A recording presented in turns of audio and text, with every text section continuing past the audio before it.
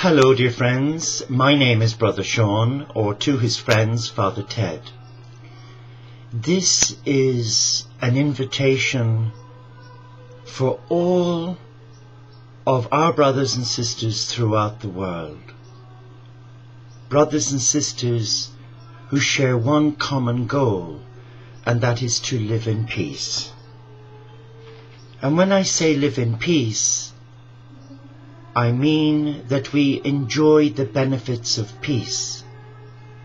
But you and I both know that the world as it stands is in absolute chaos, not because of the God person, but because of the man person who clearly thinks he's better at running things than the Creator. We know that from the centuries of time, man has always tried to outdo his neighbour. Maybe that is fueled by insecurity, or maybe it's just down to pure ignorance. And we know from the biblical story of Adam and Eve, where temptation came, and Adam tried to blame the woman, and the woman was left with egg on her face. But this short video is a request to your heart to see in what way can you and I make practical positive changes to facilitate peace. Because it's my belief that if we plant one seed, a seed of hope, and we water it each day with a positive intention and a simple affirmation or mantra, then that seed will grow, because Mother Earth, the custodian of this earth, together with the nature spirits, Brother Sun and Sister Moon, and the messengers of God, they will facilitate a positive exchange of energy for our thought, our aspiration to become kingdom builders for peace. So my request is to you, to the people of the world, unite for peace. You only have to look at families today in crisis. You look at the young children who end up in young remand homes. And I've met quite a few of them myself personally. And what was so tragic, they are beautiful young people. But they've come from a seedbed of anarchy, crisis, chaos, and pure selfishness. They have never known love. They are filial children. And in their being, they're desperately crying out for acceptance, for love, for recognition, and that they're valued. And they spend the best part of their life looping in and out of institutions because they cannot cope in this chaotic world.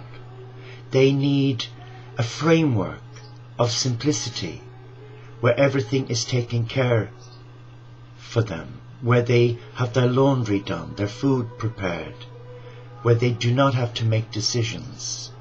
Is this the future generation that we, our ancestors, our forefathers, our parents and grandparents, struggled so hard for in 2 world wars? To leave this as a legacy for us? No.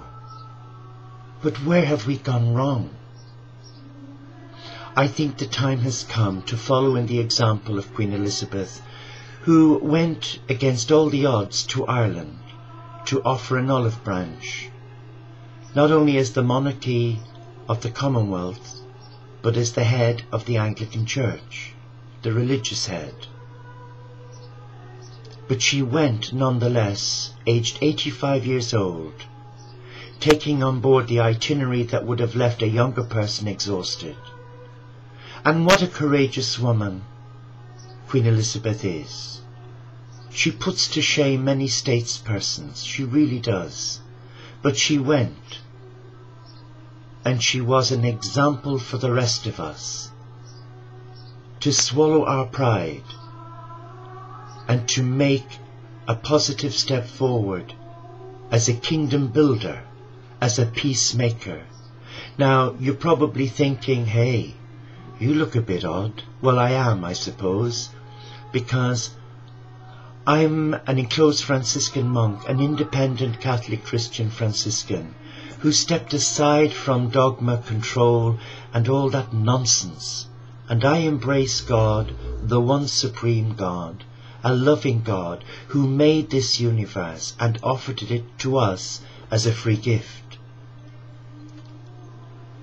And though I spent many years chasing my tail, and for many of those years I too lived in crisis, coming from a dysfunctional Irish Catholic family, but thank God, with good friends around me, I've been able to self-heal and bury a lot of my unresolved issues by looking at them, by naming them, shaming them, by claiming them as my own and not blaming another, and then releasing them with love to God, and removing from my heart all bitterness, bitterness towards those who abused me, bitterness towards those who misunderstood me, bitterness to those who really didn't recognize my gifting as a child of God.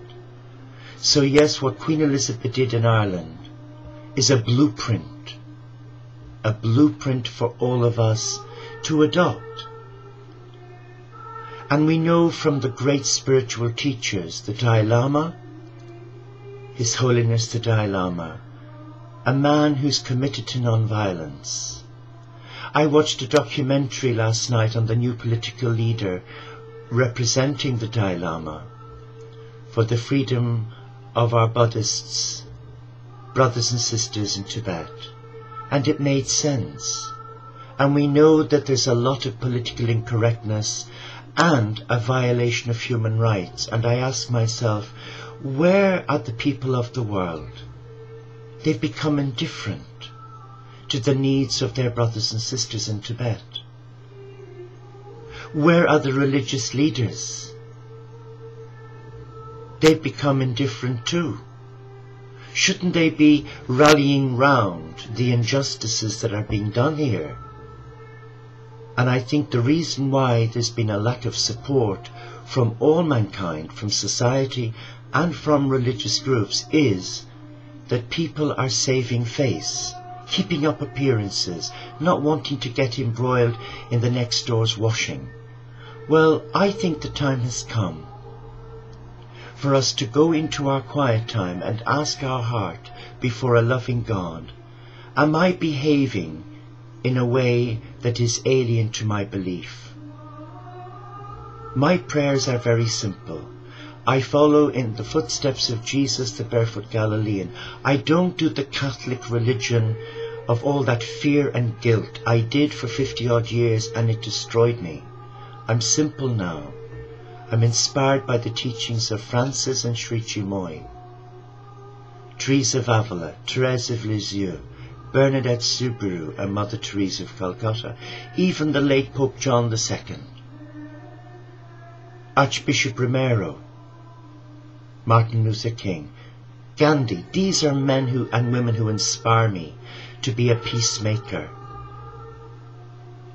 So my request is not to your head, because the head keeps us in fear and crisis.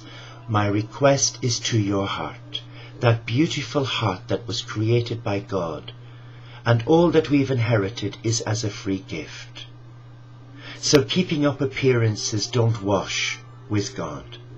But what does matter is that we rally the troops and that we become kingdom builders for peace, and that we do our best to stand with the marginalized in our society. This is a rallying call to religious leaders and to all faiths and none, and brothers and sisters around the world. Let us unite for peace. Namaste. Shalom. Inshallah.